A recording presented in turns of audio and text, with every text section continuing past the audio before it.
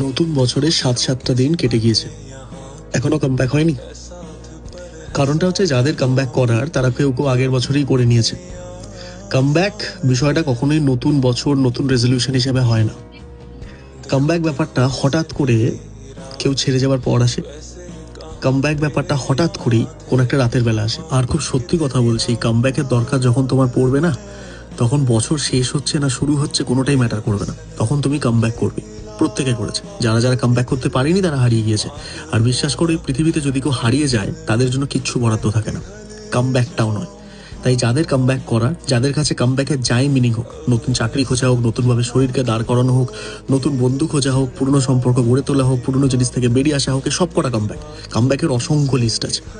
তাই যেটাই তোমার জন্য কামব্যাক হোক না কেন, প্রথম সপ্তাহ চলে গিয়ে থাকলেও এখনো অনেক দিন, 300-র বেশি দিন আছে, 360 দিন হয়তো আছে বা 350 দিন আছে। তুমি ঠিক করো তুমি কবে কামব্যাক করবে। Comeback doesn't need 1 year, comeback only need 1 day. Thank you.